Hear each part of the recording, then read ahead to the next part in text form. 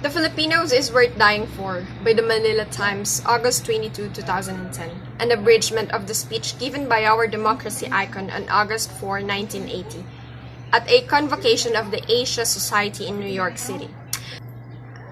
I have spent almost 8 long and lonely years in military confinement.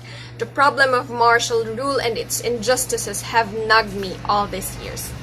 During those 8 years, I learned the true meaning of humiliation, of courage, of hunger, and endless anxiety.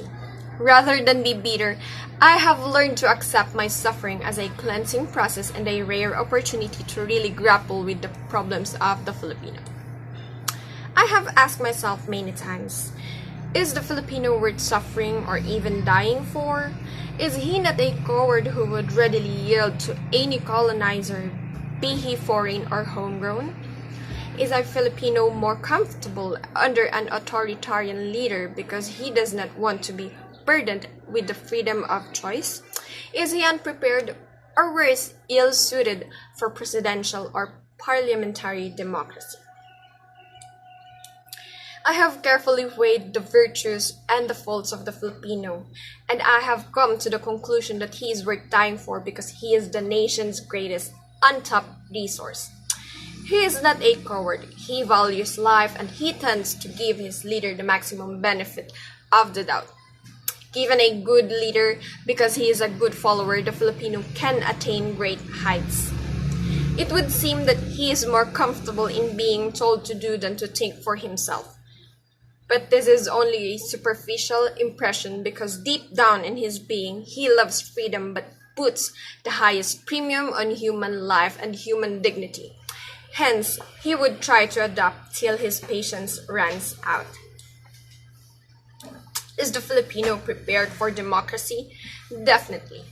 Even before the arrival of the Spanish conquistador, he had already practiced participatory democracy in his barangay. He values his freedom, but because he values human life more, he will not easily take up arms and would rather wait till his patience runs out. Yes, I have gained valuable insights in prison, and like an average Filipino, I would like to tell Mr. Marcos this. I can forgive you for what you have done to me over the last 8 years because this I can do, but I can never forgive you for depriving our people of their freedom because it is not mine to forgive. I have waited patiently for you to restore the democracy you took away from us on that night of September 21, 1972. Like the average Filipino, please do not mistake my patience for docility, my conciliatory demeanor for cowardice and lack of will. I have chosen to suffer long years of solitary confinement rather than urge my followers to put our country to the torch because, like the average Filipino, I put the highest value on human life. And I dread the weeping of mothers whose sons will surely be sacrificed at the altar of revolution. But please do not misinterpret this conduct for timidity and subservience. I have faced that a couple of times in prison. In 1975, I went on a hunger strike for 40 days and 40 nights, and I was near death when your jailers rushed me to the veterans hospital. I faced death in your detention camp when your army doctors diagnosed my heart ailment as mere muscle spasm, only to be told by doctors in the United States I could have died from the heart attacks while I was languishing in your jail. Mr. Marcos, please believe me when I tell you that, like the average Filipino, I will willingly face death in a freedom struggle if you will not heed the voice of conscience and moderation.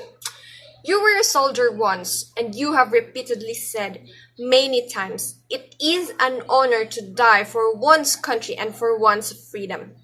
I hope you will now believe in what you preach, and I pray that you shall at least desist from further trying the patience and resolve of my countrymen. Mr. Marcos, give us back our freedom or suffer the consequences of your arrogance.